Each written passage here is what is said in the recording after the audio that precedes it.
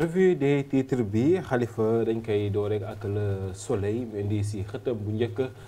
ki nga xam ni mooy njiitu réew mi gannaaw ba mu doon dalal li nga xam ni mooy travaux conclusion yi nga xam ni moo duppee si dialogue national bi fi amoon daan ni si xëtam bu njëkk le président Bassirou Diomaye Diakhar Faye qui parle de son différend entre le premier ministre. Pas de conflit entre le Premier ministre et moi. Pas de conflit entre le Premier ministre et moi loolu la ki nga xamante ne mooy président Bassirou Diomaye Faye wax ci xët bu njëkk bu Le Soleil yéen kaay mu ne à l'occasion du remise du rapport final du dialogue national ki nga xamante ne mooy chef de l'État mu ngi woote li nga xamante ne mooy seul combat bi muy mérite d'être mené moom mooy lutter contre les difficultés yi nga xamante ne moom moo assaillir li nga xamante ne mooy sénégalais yi waaye tamit commission ad hoc dinañ ko mettre en place niki semaine bi pour mettre application li nga xamante ne mooy recommandation consensuelles yi jugee ci yi tukkee ci dialogue national bi ak li ci système politique waaye tamit président de la république dina dem visite de travail fële sa Bénin niki tey. ñu daal di jàll si benn yéenekaay di yor bi moom itamit si xëtam bu njëkk dina nataalu ki nga xam ni mooy njiitu réew mi ak premier ministre de Senghor à Macky. De Senghor à Macky, analyse des rapports conflictuels entre président de la République et Premier ministre. Diomaye et Sonko au-dessus de la mêlée loolu la yor yéen a kaay indi ci xëtam bu njëkk mu ne ñu déglu analyse bu baax a baax ki nga xamante ne mooy docteur Souleymane Lo waaye ba tey li nga xamante ne ci agenda national de transformation Sénégal 2050 kii di Premier ministre nee na ñu def lu baax a baax ci li nga xamante ne moom mooy à l'action. ñu daal di jàll ci réew mi quotidien moom it daan nay àddu ci mbir moomee di njiitu réew mi supposée dualité au sommet de l'État entre le président et le PM. Le président Diomaye brise le silence mu doon loo xamante ne mu ne amul benn conflit bu ko seq bu mu seq ak digganteex kii di premier ministre mu ne kooku xaritam la waaye tamit nee na li nga xamante ne mooy souciam rek moom mooy réconcilier les Sénégalais mu ne on a besoin de paix de stabilité dans le pays car on vient de loin loolu la ki nga xamante ne moom mooy le président de la République Bassirou Diomaye Faye wax waaye tamit mu ne il faut libérer la justice veiller à la défense des libertés et à la préservation des valeurs démocratiques loolu ba tey ki nga xamante ne mooy président de la république moo ko wax mu ne combat bi nga xamante ne mooy combat bi war ñu xeex ko moom mooy résoudre li nga xamante ne mooy difficulté sénégalais yi. Le quotidien si la ñuy àddu moom itamit mi ngi àddu ci boobu lépp mbir après la déclaration controversée du PM Diomaye referme la faille. Diomaye referme la faille loolu la xët bu njëkk buy le quotidien indi ci nataalam ki nga xamante ne moom mooy le président Bassirou Diomaye Faye mu ne le premier ministre est mon ami nous avons aucun conflit waaye tamit li nga xamante ne mooy combat bi jar a xeex rek dëggantaan mooy lutter contre les difficultés bi nga xamante ne sénégalais yi ñu ngi koy jànkontrer waaye tamit mu responsabilité mooy réconcilier les sénégalais avec li nga xamante ne moom mooy justice waaye ba tey xët bu njëkk boobu di le quotidien yéen a kaay ñu ngi wax tamit ginnaaw bi ñu ko dégloo kii di Badara Gadiaga yóbbu nañ ko prison. Walf Quotidien moom it daal dinay indiwaat xëtam bu njëkk nataalu njiitum réew mi ak li nga xam ne mooy conflit avec Sonko les vérités de Diomaye. Les vérités de Diomaye waa daanaka boo xoolee moom nee na amul benn problème ak ki nga xamante ne moom mooy premier ministre Ousmane Sonko loolu la Walf Quotidien indi ci xëtam bu njëkk indi nataalu ki nga xamante ne mooy président Bassirou Diomaye Faye waaye ba tey ci xët bu njëkk boobu kii di maître Youm après bi nga xamante ne incarcéré leen kii di Badara Gadiaga moom nee na le parquet est devenu un laboratoire politique maanaam parquet daal ci li nga xamante ne moom mooy ay ordre politique lay du waaye tamit kii di Bougane mu ngi traité Sonko li nga xamante ne moom mooy d'apprenti dictateur. Enquête yéenekaay après la sortie du PM Diomaye Faye calme le jeu. Diomaye Faye calme le jeu après la sortie du premier ministre Ousmane Sonko kii di président de la République mu ngi réagir tamit défendre li nga xamante ne mooy justice bu indépendante waaye tamit mu ngi woote une réconciliation nationale au-delà des tensions politiques ba tey mu ngi wax tamit si je reconduis les mêmes pratiques daanaka moom perte na wala tamit ñàkk na échoué na bu baax a baax ci li nga xamante ne moom mooy rôle am. Las yéenekaay moom itamit mi ngi àddu ba tey ci mbir mi di les gages de Diomaye Faye. il n'y a aucun conflit entre Sonko et moi loolu la ki nga xamante ne moom mooy président Bassirou Diomaye Faye wax ci xët bu njëkk bu laas yéene kaay mu ne amul benn problème amul benn jafe-jafe boo xamante ne seqoon na ko ak ki nga xamante ne mooy Ousmane Sonko waaye ba tey ci xët bu njëkk boobu li nga xamante ne moom mooy comment dirais-je li nga xamante ne moom mooy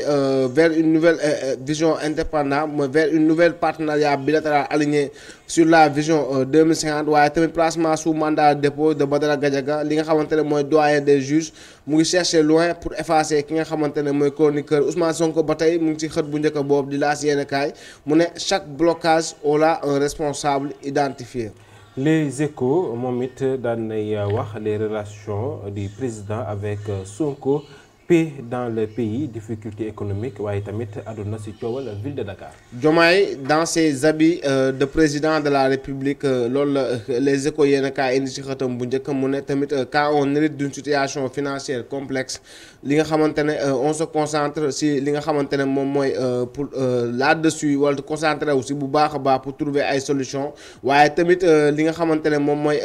quand on veut une justice performante on lui concède son indépendance et on la libère. ba tey mu ngi wax ba tey kii di président Diomaye mu ne rien ne doit préoccuper d'autre que la paix et la stabilité ba tey tamit mu ne j'ai trouvé le pays dans une profonde division jusque dans les foyers mon premier chantier était de réconcilier loolu mu nee na loolu mooy rôle ki nga xamante ne mooy président Diomaye waaye tamit mu ne amul benn conflit boo xamante ne seq na ko ki nga xamante ne moom mooy le premier ministre Ousmane Sonko. L'observateur si la ñuy yegg moom mi tamit crise institutionnelle présumée entre Diomaye et son PM waaye tamit coowal ga am sa Grand Théâtre dana si àddu si lu dox si diggante njiit la ak ña fay liggéey. Crise institutionnelle présumée Diomaye cache face au clash loolu l'observateur indi ci xëtam bu njëkk mu ne nit ñi mën nañ xalaat lu ne waaye tamit moom amul benn divergence ci digganteem ki nga xamante ne moom mooy premier ministre Ousmane Sonko moom ne tàllal na loxo képp koo xamante ne tu es ouvert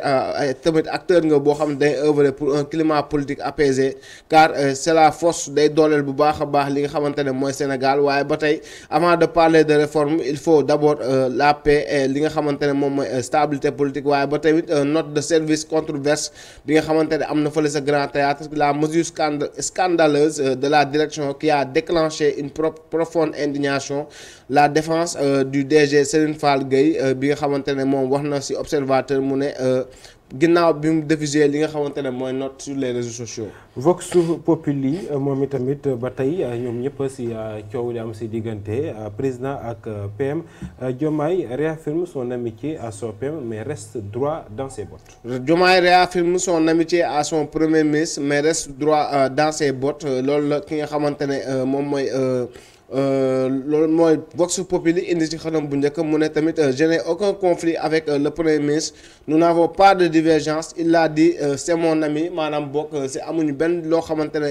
indi na giita nga seen diggante te tamit ñoom ñaar ñoom ay waay leen ay xarit leen ay doomu nday leen waaye ba tey ci xët bu njëkk boobu noonu mu ngi wax ci affaire Badara Gadiaga mu ne Badara Gadiaga placé sous mandat de dépôt pour un chapelet d'infraction bokk na ci li nga xamante ne moom mooy diffusion de fausses nouvelles discours contraire aux bonnes mœurs offense à une personne exerçant les prérogatives du président de la République waaye tamit réception sollicitation de dons li nga xamante ne moom mooy de moyens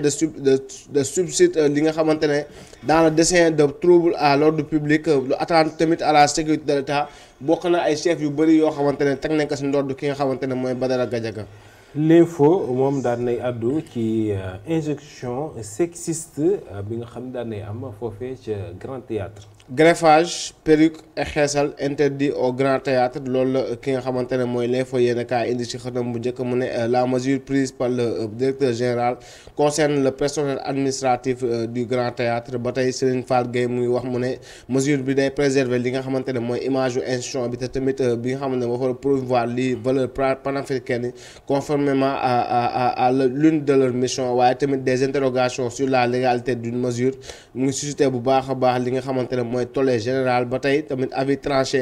d'une inspectrice du travail il s'agit d'un acte administratif dénué de tout fondement réglementaire ou législatif. Libération moom daal nay àddu ci beneen coow muy revente de l'engrais subventionné par l'État révélation sur une mafia. Révélation sur une mafia kii di Malick Diène am 61 ans moom di opérateur économique domicilié à Foundiougne te ak tamit ak Serigne Assane Gueye ki nga xam ne am na 48 ans di commerçant dëkk fële ca Kër Ballalo mettre na leen à garde à vue waaye tamit ñu ngi doon del usage de prête-nom fabrication de faux PV de réception ak tamit les révélations de l'enquête du commissariat de Fatick loolu la Libération indi si xanam bu njëkk waaye ba tey mu ngi wax ci affaire u Badara Gadiaga mu ne le parquet demande la poursuite des investigations dans son réquisitoire introductif ki nga xamante ne mooy parquet bi mu sollicite le doyen des juges mu def une délégation judiciaire au niveau de la division des spéciale de la cybercriminalité waaye tamit li nga xamante ne mooy des réquisitions envoyé nañ ko aux établissements financiers SDS ak li nga xamante UBA CMS ak groupe Baobab. ñu daal di àddu ci wàllum tàggat yaram ak réew mi quotidien sport daal di àddu ci làmba ji nar a dox si diggante Siteu ak Balla Gaye. le combat Balla Gaye versus Siteu aura bien lieu loolu la li nga xamante ne mooy réew mi sport wax ci xëtam bu njëkk waaye ba tey wax na ci coupe du Sénégal mu ne 2 finales attendues ce dimanche à Léopold Sédar Senghor. ñu daal di koy jeexalee ak record mi daal di indiwaat boobu lépp combat ak nataalu ki nga xam ne mooy Pape Bouba Diop. Habib Diarra projection efficacité devant les buts Habib Diarra au bon souvenir de Bouba Diop mu tëkkale ki nga xamante ne moom mooy Habib Diarra ak kii di Pape Bouba Diop di nem si yàlla Pape Bouba Diop doon nekkoon joueur fii Sénégal waaye tamit mu doon jeune boo xamante ne jeune bu dynamique la muy Habib Diarra moom tamit tëkkaale nañ ko ki nga xamante ne mooy Pape Bouba Diop pour qualité yu bëri yoo xamante ne muy efficacité projection bi nga xamante ne am na ko devant les buts doon na li nga xamante ne moom mooy relève bi si Pape Bouba Diop waaye Balla Gaye ak Siteu dina affronter dimanche pour comment dire face à face waaye tamit li nga xamante ne moom mooy CAN féminine Maroc 2025 Lions yi ñu ngi tombé bu baax a baax ci équipe bu mag bu doon équipe sud-africaine waaye ba tey afro basket masculin stade de l'équipe nationale li nga xamante ne moom mooy après la France Pologne Istanbul et Italie au menu. ma lay jaajëfal bu baax Khalifa si revue des titres bi nes tuuti ñu dellu soit ngir ak ci commentaire